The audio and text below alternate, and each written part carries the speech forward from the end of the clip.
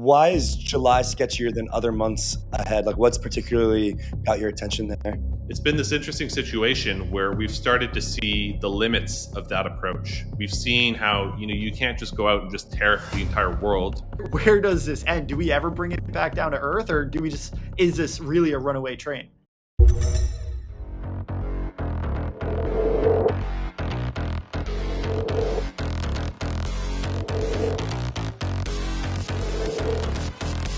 Welcome back to the Rollup. We are your hosts. I'm Andy. I'm Robbie, and this is your home to learn from the biggest guests, the brightest minds at the tip of innovation.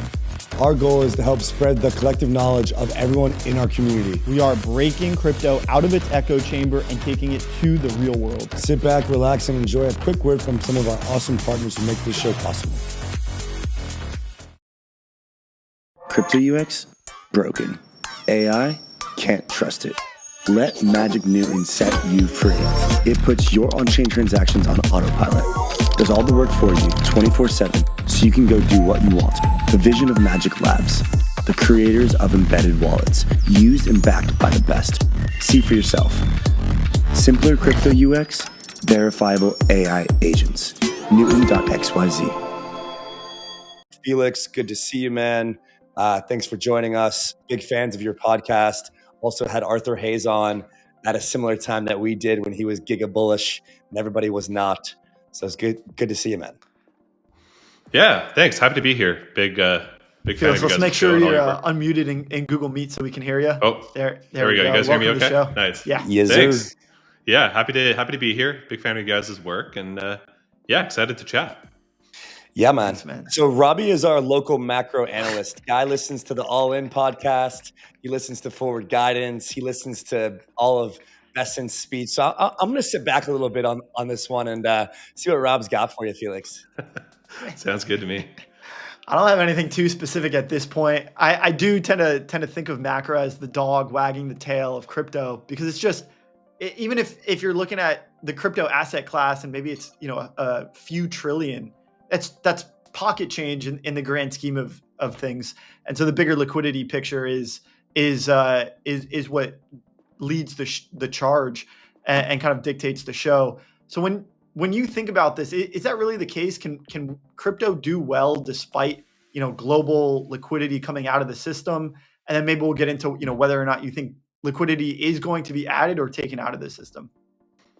Sure. Yeah, I'll start off by saying that I think there's too much of a focus on within the realm of global liquidity in terms of what the Fed and central bank policymakers are doing. I have completely shifted a lot of my macro focus towards the fiscal side of things, because that has actually been the driver. And that is why you've seen Bitcoin do so well since 2022, even though we've seen the fastest hiking cycle in history. That is very counterintuitive. And that's also at a time where we've seen the US dollar absolutely surge as well. And I think that caught off guard a lot of different people because they were too focused on, the Federal Reserve balance sheet is coming down. They're doing QT. They're hiking rates. There's no way we can have a risk on environment for crypto and Bitcoin. And the last few years have completely proven that case that we can. And that's because we're living in this world of, you've heard it called fiscal dominance. And I don't know if I'd go as far as that, but I would say that we are, heavily at the whim of the fiscal impulse now. And that's one of the biggest drivers that drove my bull thesis for Bitcoin back at the lows of April, was looking at the fiscal dynamics of things. So I totally think that we have a lot more upside from here based on those fiscal impulses. And we can get into that if you'd like. But overall, I would say is that, it doesn't quite matter as much what the Federal Reserve balance sheet is doing or what the Fed is doing. You can quantify it, and it's been a bit of a sideshow compared to what's really driving things, which is just these huge fiscal deficits that have been running in the U.S. since COVID. They've had the largest fiscal deficit, and now we're in the point now, and this is something I talked about in that original Bitcoin bull thesis, is that now we're having every other country in the world start to join the party as well, and they're going to increase their deficits. Yeah, we had Arthur on the show, and we also brought up with him this question where we had seen Scott Bessent say something that, the countries that are in the deficit versus the countries in the surplus are actually in the stronger position when it comes to trade talks, because the consumer buying power exists here. And we can always, bring the demand to another supplier. And so, when you're looking at the deficits, who do you think is in the stronger position when it comes to some of these trade negotiations? Do you think these really just a song and dance to try to, continue the narrative, or do you think there's a deal that's going to be done here? So I think it's been an interesting sequence of events where we're talking. I was talking there about the fiscal deficit. Now we're talking about trade deficits, which are you hear this talk about twin deficits. That's what we're referring to here. So speaking about the trade deficit side of things, we've seen this interesting sequence of events where when the Trump admin came in, there was a lot of focus on the current account deficit, which is goods coming into the US and then dollars going out. And that mechanically leads to a capital account surplus on the other side of things, because those dollars are going to the rest of the world and then for the goods that are coming into the US. So that is the mechanics behind why you've seen such a huge current account deficit. And now we're in the situation where they want to find a way to rebalance the terms of trade or the balance of payments. And so the original approach, Liberation Day, was all about tackling the current account deficit side of things. Let's put on a bunch of tariffs so that we can narrow down the current account trade deficit and therefore also narrow the capital account surplus, and as well as the current account surpluses of those other exporting countries like China, et cetera. So it's been this interesting situation where we've started to see the limits of that approach. We've seen how you can't just go out and just tariff the entire world. There's diminishing returns to that approach. So we've seen them, originally Liberation Day saw 30% effective tariff rate. We're now with this walking back at around, I think, 15-ish%, assuming that the litigation in the courts remain and those tariffs actually stay. We're around 15%. Mm-hmm. And I think that's a level that global trade can work around and digest and alter to, but I think there's limits to that approach now. So I think what's really important, this is something actually Arthur Hayes wrote a piece about recently. I don't know if he talked about it on the show, but he's been on top of this, which is, well, what if we focus on the capital account side of things? What if instead of just trying to tariff goods and squeeze the consumer, we just lower the capital account surplus side of things? And that looks very different, and it squeezes very different people. It does not squeeze the consumer. It squeezes people with a lot of assets, especially foreign asset holders of U.S. assets. So we've started to see hints of this start to percolate in first off, the fiscal bill that's going through right now. There's some hints in there where they're talking about taxing remittances from the U.S. to the rest of the world. There's a lot of these different cross currents, and I think this is a much more tenable approach to what they actually want to achieve, which is basically they want to narrow that deficit one way or another. They can go about it with the tariff side of things. We're seeing the limits of that now, and that's pretty much played out. So I think we're going to see this pivot towards the capital. I'm talking about capital controls here, really. I'm saying that let's put up, headwinds to make it so that people don't want to own U.S. assets. And this, to me, is the big next driver of global capital flows. And I think that's where Bitcoin sits at a really interesting intersection of it all. Right. Yeah. So the thesis is that people, foreigners particularly, are forced out or taxed heavily on U.S. equities, land, bonds, and therefore they find an alternative asset class to store wealth. Yeah, exactly. And so that can look like a lot of different things. Obviously, one of the huge benefactors has been gold, which has been on an absolute tear for good reason. Like 4% today as well. Yeah, exactly. So, that's an asset class that is getting the bid from central banks, because central banks have foreign exchange reserves. They hold them strategically. They're not at the point yet where they want to own Bitcoin. I think that's a discussion for a few years from now, but we're seeing that in gold. We're seeing that in the euro, which is probably the closest currency competitor to the US, even though it's still very far away in terms of its ability to be a reserve currency. But still, you're seeing that diversification. And my argument is that perhaps a level down from central banks, talking about pension funds, insurance firms, and the like, I could see them start to diversify a little bit more into Bitcoin too, because let's frame this around what Bitcoin has been for the last 5 years. It's basically just been a risk on high beta correlation to U.S. equities, right? Yep. So within that dynamic, it's been hard to really sell it as a unique asset. I think it's just been just a high beta play. But now when you incorporate what I just talked about, which is that we're going to put capital controls on the NASDAQ, on the MAG 7, I think that's still coming. It's a multi-year trend, right? Like we can have short-term bounces like we're seeing right now for sure. But in terms of where the flows are headed for the next 5 years, I think the case for Bitcoin starts to really emerge right now, because you're seeing, you don't really see capital controls on Bitcoin, right? It's more so going to be the benefactor of those diversification tailwinds. So I think this is all coming together in a lot of different cross currents right now. Yeah. So Felix, in the very beginning, when you were talking more about the actual fiscal deficit and dominance side of things, and then now into the trade thing, one thing that you said that stuck out that I think is compelling to people is that the actual liquidity flows you think matter less per se than some of these more intricate kind of fiscal details. But one of the charts that gets the people the most bullish on crypto Twitter is just mapping the M2 and putting the Bitcoin chart over it and being like, look, guys, there's an 87-day lag. It happens every time.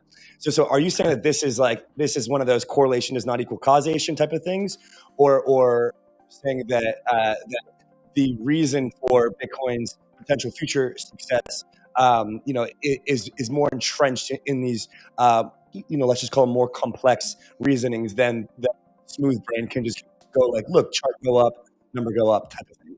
Yeah, totally.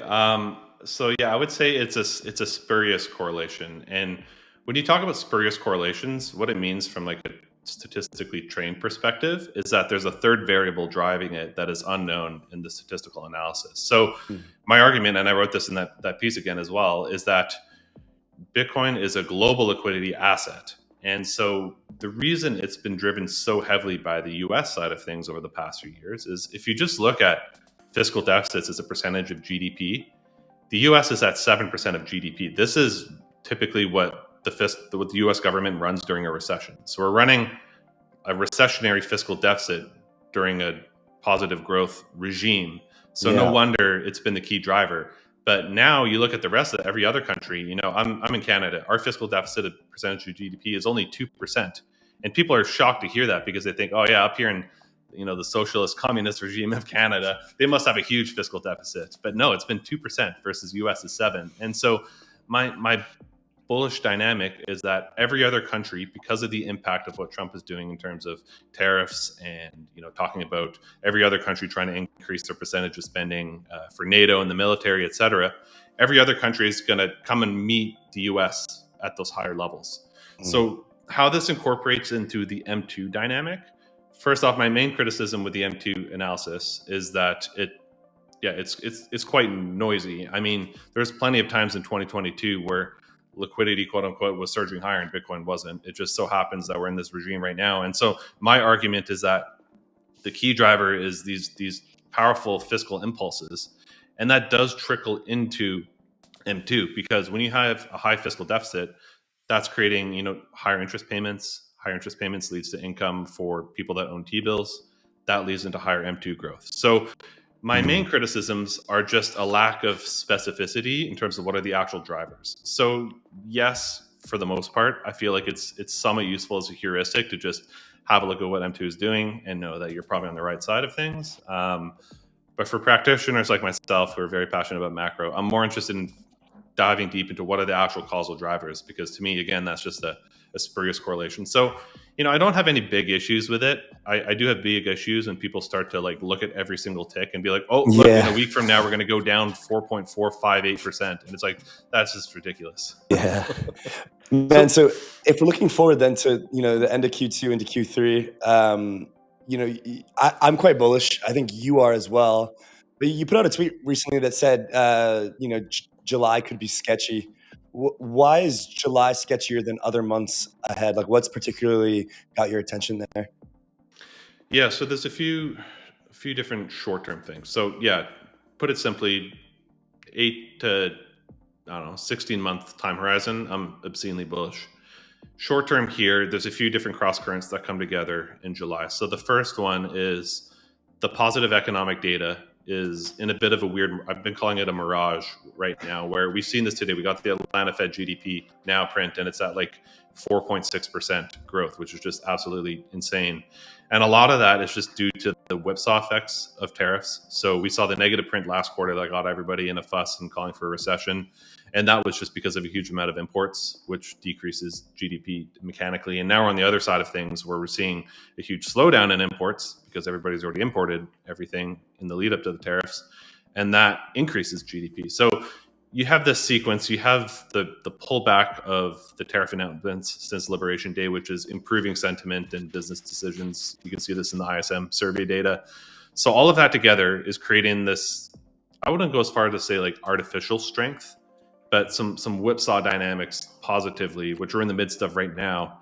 And my belief is that'll start to end in July and August. So that's the first one. It's just that we've seen a whipsaw positively, and then I think we're going to slow down a bit more again here. So there's that. There's the tariff announcements in terms of this 90-day pause. That's coming to a head in July. We've already seen. I saw a headline right before jumping on that they're trying to get these deals done. Get people to get other countries to have their proposed deals on the table in the next week or so. So a lot needs to happen very positively, very quickly. Trying to negotiate trade deals with 100 countries in the next month is a pretty insane thing yeah, to like do. who's doing that? Yeah. So who's going to be on the phone? It's certainly not going to be Trump, that's for sure. Yeah, exactly. So there's a lot of just tail risk, I would say, in terms of just not meeting expectations. And then the last one is the debt ceiling situation, which is the X date. So the day where basically, no matter what, Congress needs to figure out a solution and raise the debt ceiling because the extraordinary measures and running down of the TGA account and all that, treasury wonkiness to keep them afloat ends in August. And when that happens, basically the Scott Bessent and the Treasury are going to need to go into the open market and issue $700 billion of Treasury bills. And somebody needs to be a buyer of that. And the last time that happened, the buyer of that was the reverse repo facility. So back then, I'm not sure how deep in the weeds your audience is on these like acronyms and facilities, but basically there is, I think like $1.7 trillion sitting in the reverse repo, which is money market fund money. They're the ones that are buying T-bills. So they were able to fund the rebuild of the TGA because of that RRP. This time the RRP is at like 120 billion. It's basically not going to foot the bill. So that needs to come from the open market. So you're going to have this sketchy moment, I think, in July and August, where they'll need to issue $700 billion and basically pull that out from the open market. And it'll all depend on who funds that and what they have to sell to fund it. But that will create some risky scenarios. But everybody's aware of this. The Fed's aware of this. Scott Bessent's aware of this. So I do think they'll have some sort of plan, which we're not aware of yet, but it's still something to consider. So those three things just create a lot of dynamics for disappointment versus expectations that I think is important to be wary of. But I'm not too concerned because I do think they'll all be pretty well resolved. Tired of multi-chain headaches? You need Omni. Omni makes being on-chain feel like you're online. Perform any action on any chain in less than 2 seconds. It's all powered by SolverNet, Omni's breakthrough SDK for cross-chain speed, scale, and cost. To kickstart adoption, the Omni Foundation is offering $10 million in rewards for SolverNet-powered apps. Start earning today at omni.network. Innovating finance, global, institutional, and on-chain. Deep liquidity to drive capital efficiency. Now, maximize yield on institutional-grade liquid staking with METH. Unlock $1 trillion of capital via Bitcoin. All of this secured by Mantle's treasury of billions in stables and ETH capital pools. This entire ecosystem is coordinated by a vast network of seasoned VCs that are aiming to create the next generation of banking and financial technology. This is Mantle. Yeah, as I was saying prior to you hopping on, Jordy from Celine also kind of said something similar with regards to a potential slower summer than most expect. So seeing some confluence there. Yeah. So despite this kind of near-term rockiness in July and August, you still remain like overall bullish. So is that mostly due to the capital controls that you expect the U.S. to place on some of these other countries and therefore liquidity phase in, or is there other fiscal impulses maybe from Canada or other countries that you're expecting will drive the market in a bullish direction over the next 8 to 16 months, as you said? Yeah. So correct to all of those basically. So there's a few different cross currents that come together pretty nicely. So you have every other country in a reaction to the tariffs is unshackling themselves from fiscal. So the big example of this right now is Germany, where they're pushing through like a $500 billion fiscal bill. A lot of it is like defense spending and military spending and that sort of thing. And alongside that, they've taken off what they have is this debt break regulation in their laws, where they can't run a certain percent of a deficit. I think it's like 0.5% or something, very, very low. So they've taken that off. They've unshackled themselves. And so you have this dynamic of all these different countries start to incorporate higher fiscal deficits, basically. Same in Canada.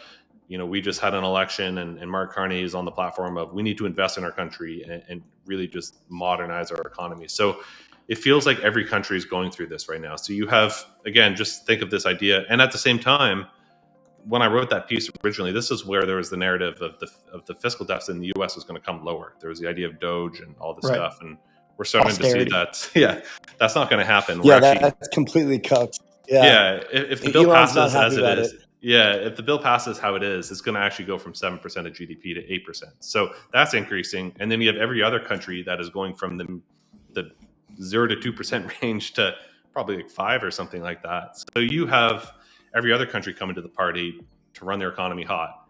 And then so you have the capital controls dynamic, which is going to lead to a multi-year decline in relative overweight ownership of US assets into other things. So I'm mostly interested in owning other things. I'm super bullish on gold, Bitcoin. I want to own, those rest of world equities. If you're interested in foreign bonds, those are looking a lot more attractive to US bonds right now. So I just want to be on the other side of things of where all the money is going, because all the money is in the US right now. So you have, high fiscal deficits. You have this dynamic of capital controls, which I think is a unique benefactor to Bitcoin, all coming together. That these are very durable changes. That obviously, we can get these pullbacks in the summer like that, but I think it's the recipe that's setting up really nicely for Bitcoin to show what it was made for, which is just this, immutable asset that's not at the whim of these individual countries. So it feels like a really clean trade. I like owning it alongside gold. I think there's nice complementary ownership of both, just because of how their correlations sit. Like, we've seen a little pullback in Bitcoin, and gold is up like almost 3% today, for example. So it just feels like they're all coming together, and they're very long-term changes. It's not just going to be like a quick blip. So it's trying to just sit back and let it work its way through, and not get too chopped up in these summer months, which could be a little bleak. And it's looking good on that long-term horizon. Quick follow-up on these fiscal deficits. You mentioned America's already at a 7%, but most of these other countries are somewhere between 0 and 2% fiscal deficit. Why is it that this is a follow the leader sort of dynamic? If America goes up, is it because they're trying to keep their currencies in balance? Why is it that the rest of these countries are going to start to run their economy hot as well? And is this there's a follow-up to that question as well around, the national debt and kind of a slippery slope to hyperinflation. Maybe you can get there. We'll pause after this, the fiscal deficit follow the leader dynamic. Totally. Bringing up the point of the currencies is important, because that is where a lot of these effects will actually net themselves out. So, a lot of what we talked about at the beginning in terms of trade could easily lead to a regime for the next couple of years. And this is actually another bullish factor, which is that I think the USD is in a pretty major cyclical downturn. I think it's obviously we'll see like small oversold bounces higher, but I think, I've seen some analysis of like a 20% decline in the US dollar on the table. So I think that's totally reasonable. And a lot of the reason for that, so FX is super confusing because there's always like a pair to it. So if you think about, and it's also an expression of rate differentials. So we'll walk through this here, which is that, okay, other countries are going to increase their fiscal deficits, spend more money.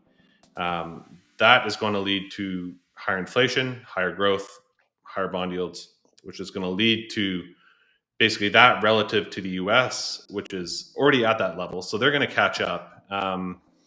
And so overall, you're going to see, because of those higher bond yields, more capital going back home to these countries, because on like an FX hedge basis, it's a lot more attractive for them. So there's that dynamic basically where the impact and results of the trade is going to lead to these recalibrations in FX currencies. So you have that, plus you have the geopolitical dynamic of, being like, oh crap, we can't rely on the US for everything anymore. Like, it is a fact that the US has been footing the bill for NATO for too many years. And, countries like Canada, where I'm at, need to step it up as well. So we need to do that.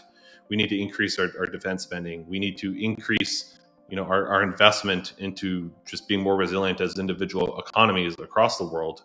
So there's a lot of fundamental reasons. There's geopolitical reasons. And then there could be, like currency agreement reasons as well, which is that to net out in the most clean manner everything they want to do in terms of normalizing the trade situation is a major weakening of the US dollar. So it's not one answer. It's a lot of different moving parts, but they all go into that direction. And happy to talk about how that leads into this fiscal path situation that you talked about in hyperinflation. Yeah, because Ray Dalio and some of these guys are talking about this inevitable death spiral that is caused by us printing money to finance our own debt, and interest rates continue to go up as we continue to finance that debt, and we have to print more money, and the cycle continues. It feels, as you described the situation, a runaway train. We're at 7% now. That is increasing. We're not going to get to this 3-3-3 plan that Besson and Dalio are trying to get to. So where does this end? Do we ever bring it back down to earth, or is this really a runaway train? Yeah. It's such a difficult conversation to have because yes, the fiscal path is unsustainable, but it's probably also unsustainable for a lot longer than most people think. So, if you just look at interest payments, right? If you look at it on like a unnormalized basis, like just the raw numbers, it's just a vertical line right now. But when you look at it as like a percentage of GDP, we're actually still within a range. Like, we're not at all-time highs yet. I think we're still roughly around where we were in like the 70s, which was the last time we saw really high bond yields. So within that dynamic, I would say there's still a lot more runway. It's just that the path is unsustainable. And, I think Chair Powell is pretty correct in how he describes this, which is that the path is unsustainable, but the current level we're at is pretty sustainable. So yeah, if you're running a 7% of GDP deficit like we are right now, and then you go into a recession, suddenly we could end up with, just because of like the automatic stabilizers that occur in a recession, we could easily see the deficit double to like 15% of GDP very easily. And in that situation, it's also a bit sketchy, but it's just about the path of how long you can sustain that. So I think overall, it's not sustainable, but it's more sustainable than most people think in the short term, is my opinion. Now, there's also different dynamics and policy choices that they can make to keep this ball going for a long time, with the end goal of running it hot, which is sort of what we've seen has been the policy pivot the last month, where we've seen Scott Bessent come out and say, we want to run a high growth regime and outpace the debt, because the debt is fixed, but the GDP is a nominal metric. So you can run the economy hot, and then suddenly the debt load becomes a lot more manageable because the levels stay the same. It's fixed at those levels. So the goal is to get to that point and basically just run the economy so hot that the debt becomes manageable. But there's a lot of speed bumps that can hit in that process. So one of the big approaches we've seen is this focus on issuing T-bills rather than long bonds. So this has been the policy that originally is Yellen who implemented it under the Biden regime, and we've seen a continuation from Bessent, despite him being a critic of the policy, which is pretty funny. But overall, it looks like there's no plan to increase coupon issuance meaningfully on the long end for at least the next year or so. So this shift to T-bills, there's almost unlimited demand for T-bills in the world, but the trade-off for this is higher inflation. T-bills are basically printing money, versus when you issue long bonds, they're a lot more like a risk asset in their characteristics. So you can do this for a long time, but it will include higher inflation. And it's just, I feel like it starts to become more of like a social dynamic in terms of like how much can society be okay with that before it becomes, you start to vote people out and that sort of thing. Yeah, especially with the widening kind of wealth gap, as well as in these inflationary times. It just kind of it affects those in the higher classes in a positive way. Asset appreciation, and then those who don't own assets are unfortunately subject to likely very little change in wages, but higher prices for goods. And so it just becomes a problematic scenario. I mean, that's what we saw in 21. People were calling for a double inflation bubble back in 21. We were calling for the soft landing and then a double bubble. Not sure. Obviously, we haven't had that quite yet, but subject to change if tariffs do stay on and cause that kind of inflationary spike. That seems like what the Fed is basically bracing for. So that kind of brings me to my last thing for you, Felix, before we let you bounce off. If you were in control of the U.S. tariff policy, what would your policy be and why? And perhaps it's what changes would you make? What indicators would you look for to inform your choice? What would your tariff policy be now? Yeah, I'd go after the capital account surplus. I think it's so much more feasible for society to buy into that, because what are you doing? You're taxing rich people. You're taxing rich people from other countries. Like, that is just a win for almost everybody. Versus if you're going on the tariff side of things, what are you doing? You're taxing goods that people need, and you're taxing pharmaceuticals and that sort of thing coming from China. Like, these are these are things people need to live every day. So I would heavily focus on the capital account side of things, and I think that's where it's headed. Yeah, I would put in more stringent capital controls to get people to not be so overweight U.S. and that would, it's the laws. It's a law of nature, balance of payments, which is that if you do that, it'll lower the current account trade deficit as well, without the need for tariffing your allies and that sort of thing. So I think that was a huge mistake. Is the approach they took. I've kind of held this view that the issues that they're trying to solve, I agree with. I think this huge trade deficit that the U.S. is running is not sustainable. China has been taking advantage. Other Asian nations have been taking advantage by having artificially weak currencies. Something did need to change.